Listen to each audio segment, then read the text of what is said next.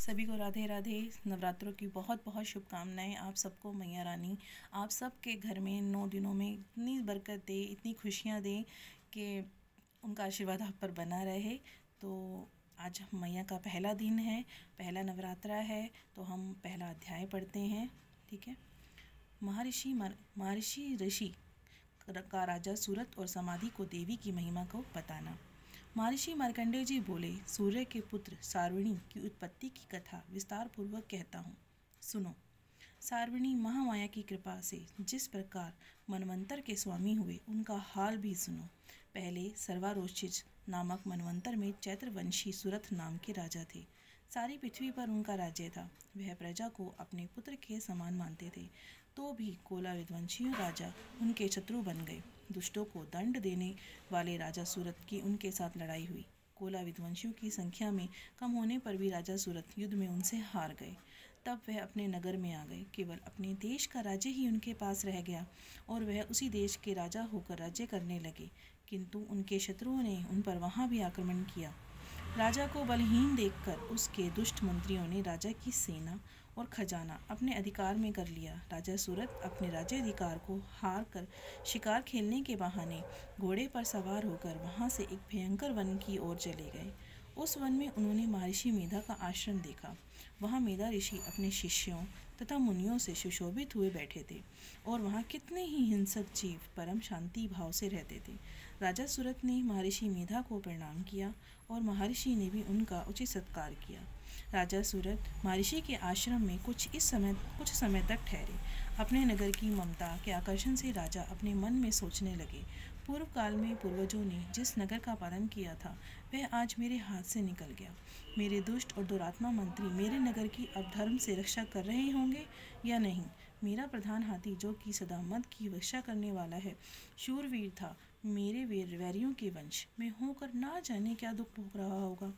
मेरे आज्ञाकारी नौकर, जो मेरी कृपा से धन और भोजन पाने से सदैव सुखी रहते थे और मेरे पीछे पीछे चलते थे, वह अब निश्चय ही दुष्ट राजाओं का अनुसरण करते होंगे तथा मेरे दुष्ट और दुरात्मा मंत्रियों द्वारा व्यर्थ ही धन को व्यय करने से संचित किया हुआ मेरा सारा खजाना एक दिन अवश्य खाली हो जाएगा। इस प्रकार की बहुत सी बातें सोचता हुआ राजा निरंतर दुखी रहने लगा। एक दिन राजा सूरत ने महर्षि मेधा के आश्रम के निकट एक वैश्य को देखा। राजा ने उनसे पूछा, भाई तुम कौन हो? यहाँ तुम्हारे आने का क्या कारण है और तुम शोकग्रस्त क्यों अनमने से दिखाई दे रहे हो? राजा के यह नम्र वचन सुनकर वैश्य ने महाराज सूरत को प्रणाम करके कहा। वैश्य बोला, राजन, मेरा नाम समाधि है। मैं धनियों के कुल में उत्पन्न एक वैश्य हूँ। मेरे दुष्ट स्त्री पुत्रादि ने लोभ से मेरा सब धन छीन लिया और मुझे घर से निकाल दिया है। मैं इस तरह से दुखी होकर इस वन में चला आया हूँ और यहाँ रहता हूँ। मैं इस बात को भी नहीं जानता कि अब घर में इस समय सब कुशल है या नहीं। यहाँ मैं अपने परिवार का आचरण संबंधी कोई समाचार भी नहीं पा सकता कि वह घर में इस समय कुशल पूर्वक हैं या नहीं।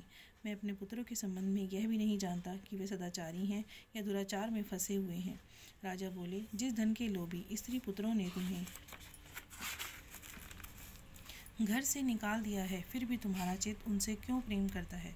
वैश्य ने कहा, मेरे विषय में आपका ऐसा कहना ठीक है, किंतु मेरा मन इतना कठोर नहीं है। यद्यपि उन्होंने धन के लोभ में पड़कर पितृ स्नेह को त्याग कर मुझे घर से निकाल दिया है, तो भी मेरे मन में उनके लिए कोई कठोरता नहीं आती। हे महामती, मेरा मन फिर भी उनमें क्यों फंस रहा है? इस बात को जानता हुआ मैं यह नहीं जान रहा हूँ, मेरा चित्त उनके लिए क्यों दुखी है। मैं उनके लिए लंबी लंबी सांसें ले रहा हूँ। उन लोगों में प्रेम नाम को भी नहीं है, फिर भी ऐसे नीचनेहियों के लिए मेरा हृदय कठोर नहीं होता। महर्षि मार्कंडेय जी ने कहा, हे ब्राह्मण। इसके पश्चात महाराज सूरत और वैश्य दोनों महर्षि मेधा के समीप गए। उनके साथ यथा योग्य न्याय संभाषण करके दोनों ने वार्ता आरंभ की। राजन बोले, हे भगवान, मैं आपसे एक बात पूछना चाहता हूँ, सो आप कृपा करके मुझे बताइए। मेरा मन मेरे अधीन नहीं है, मैं बहुत दुखी हूँ। राज्य धन आदि की चिंता आप भी मुझ में बहुत बनी हुई है और मेरी यह ममता अज्ञानियों की तरह बढ़ती ही जा रही है। और समाधि नामक यह वैश्य भी अपने घर से अपमानित होकर आया है। इसके स्वजनों ने भी इसे त्याग दिया है। स्वजनों से त्यागा हुआ भी यह उनसे हार्दिक प्रेम रखता है। इस तरह हम दोनों ही दुखी हैं। हे महाभाग, उन लोगों के अवगुणों को देखकर भी हम दोनों के मन में उनके लिए ममता जनित आकर्षण क्यों उत्पन्न हो रहा है? हमारे ज्ञान रहते हुए भी ऐसा क्यों है? अज्ञानी मनुष्यों की तरह हम दोनों में यह मूर्खता क्यों है? महर्षि मेधा ने कहा, विषम मार्ग का ज्ञान सब जंतुओं के लिए अलग अलग होता है। कुछ प्राणी दिन में नहीं देखते, कुछ रात को, परंतु कुछ जीव ऐसे हैं जो दिन और रात दोनों में देख सकते हैं। यह सत्य है कि मनुष्यों में ज्ञान प्रधान है, किंतु केवल मनुष्य ही ज्ञानी नहीं होता। पशु पक्षी आदि भी ज्ञान रखते हैं। जैसा यह पशु पक्षी ज्ञानी है, वैसे ही मनुष्यों का ज्ञान है, और जो ज्ञान मनुष्यों में है वैसे ही पशु पक्षियों में है, तथा अन्य बातें भी दोनों में एक जैसी ही पाई जाती हैं। ज्ञान होने पर भी इन पक्षियों की ओर देखो कि अपने भूख से पीड़ित बच्चों की चोंच में कितने प्यार से अन्न के दाने डालते हैं। हे राजन, ऐसा ही प्रेम मनुष्य को अपनी संतान के लिए होता है। लोभ के कारण अपने उपकार का बदला पाने के लिए मनुष्य पुत्रों की इच्छा करते हैं और इस प्रकार मोह के गड्ढे में गिर जाते हैं। भगवान श्री हरि की जो माया है, उसी से संसार मोहित हो रहा है। इसमें आश्चर्य की कोई बात नहीं, क्योंकि वह भगवान विष्णु की योग निद्रा है। यह माया ही तो है जिसके कारण संसार मोह में जकड़ा हुआ है। यही महामाया भगवती देवी ज्ञानियों के चित्त को बलपूर्वक खींचकर मोह में डाल देती है और उसी के द्वारा संपूर्ण जगत की उत्पत्ति होती है। यही भगवती देवी प्रसन्न होकर मनुष्य को मुक्ति प्रदान करती है। यही संसार के बंधन का कारण है और संपूर्ण ईश्वरों की भी स्वामिनी है। महाराज सूरत ने पूछा, भगवान, वह देवी कौन सी है जिसको आप महामाया कहते हैं? हे ब्राह्मण, वह कैसे उत्पन्न हुई? उसका क्या कार्य है? उसके चरित्र कौन कौन से हैं प्रभु? उनका जैसा प्रभाव है, जैसा स्वरूप हो, वह सब आप हमें बताइए, मैं सुनना चाहता हूँ। महर्षि मेधा बोले, राजन, वह देवी तो नित्य स्वरूपा है और उनके यहाँ उसके द्वारा ही ये संसार रचा गया है। तब भी उसकी उत्पत्ति अनेक प्रकार से होती है, वह सब आप मुझसे सुनो। वह देवताओं का कार्य सिद्ध करने के लिए प्रकट होती है, उस समय वह उत्पन्न हुई कहलाती है।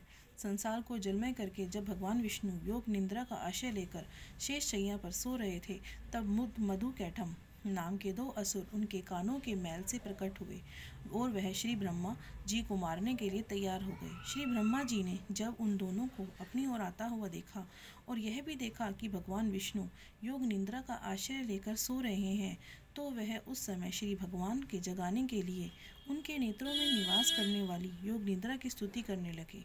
श्री ब्रह्मा जी ने कहा, हे देवी, तुम ही स्वाधा हो, तुम ही स्वाहा और तुम ही वष्टकार हो। स्वर भी तुम्हारा ही स्वरूप है, तुम ही जीवन देने वाली सुधा हो। नित्य अक्षर प्रणव में अकार, उकार, मकार, इन तीनों में माताओं के रूप में तुम ही स्थित हो। इसके अतिरिक्त जो बिंदु पद अधमात जिसका कि विशेष रूप से उच्चारण नहीं किया जाता है, हे देवी, वह तुम ही हो। हे देवी संध्या, सावित्री और परम जननी तुम ही हो। तुम इस विश्व को धारण करने वाली हो, तुमने ही इस जगत की रचना की है और तुम ही इस जगत का पालन करने वाली हो और तुम ही कल्प के अंत में सबको भक्षण करने वाली हो। हे देवी, जगत की उत्पत्ति के समय तुम सृष्टि रूपा होती हो, पालन करने में स्थित रूपा हो और कल्प के अंत में संहार रूप हो धारण कर लेती हो। तुम ही महाविद्या, महामाया, महामेधा, महारात्रि और मोहरात्रि हो। हे ईश्वरी और बोध स्वरूपा बुद्धि तुम ही हो। लज्जा, पुष्टि, तुष्टि, शांति और क्षमा भी तुम ही हो। तुम खड़ग धारिणी, शूल धारिणी, घोर रूपा तथा गदा, चक्र, शंख और धनुष के धारण करने वाली हो। बाण, भुषंडी और परिघ यह तुम्हारे ही अस्त्र हैं। तुम सौम्य और सौम्यंतर हो। यही नहीं बल्कि जितनी भी सौम्य तथा सुंदर वस्तुएं इस संसार में हैं, उन सब से बढ़कर सुंदर तुम ही हो। पर और अपर सब परे रहने वाली सुंदर तुम ही हो। हे सर्वस्वरूपे देवी, जो भी सत असत पदार्थ हैं और उनमें जो शक्ति है वह तुम ही हो। ऐसी अवस्था में भला तुम्हारी स्तुति कौन कर सकता है? इस संसार की सृष्टि, पालन और संहार करने वाले जो भगवान हैं, उनको भी जब तुमने निद्रा के वशीभूत कर दिया है, तो फिर तुम्हारी स्तुति कौन कर सकता है? मुझे भगवान विष्णु तथा भगवान शंकर को शरीर धारण कराने वाली तुम ही हो। तुम्हारी स्तुति करने की शक्ति किस में है? हे देवी, तुम अपने इस उदार प्रभावों के कारण ही प्रशंसनीय हो। मधु और कैटव जो भयंकर असुर हैं, उन्हें मुंह में डाल दो और श्री हरि भगवान विष्णु को जल्दी ही जगा दो और उनको मार डालो। महर्षि मेधा बोले, ही राजन, जब श्री ब्रह्मा जी ने देवी से इस प्रकार स्तुति करके भगवान को जगाने और मधुकैटम को मारने के लिए कहा, तो भगवान श्री विष्णु के नेत्र, मुख, नासिका, बाहु, हृदय और वक्षस्थल से निकलकर श्री ब्रह्मा जी के सामने खड़ी हो गई।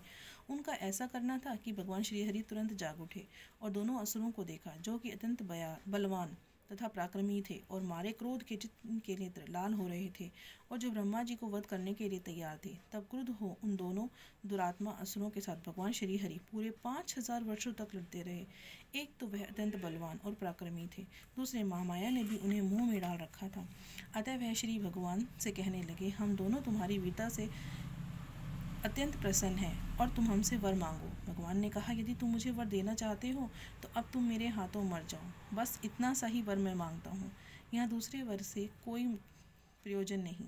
महर्षि मेधा बोले, इस तरह से जब वह धोखे में आ गए और अपने चारों ओर जल ही जल देखा तो भगवान श्री हरि से कहने लगे, जहाँ पर जल ना हो, सूखी ज़मीन हो, उसी जगह हमारा वध कीजिए। महर्षि मेधा कहते हैं, तथास्तु कहकर भगवान श्री हरि ने उन दोनों को अपनी जंघाओं पर लिटाकर उन दोनों के सिर काट डाले। इस तरह यह देवी श्री ब्रह्मा जी की स्तुति करने पर प्रकट हुई। अब तुमसे प्रभाव का वर्णन करता हूँ, सुनो। जय माता दी। कल हम दूसरे अध्याय के साथ आप सबसे मिलेंगे। माता रानी आप सब पर अपनी कृपा करे। राधे राधे।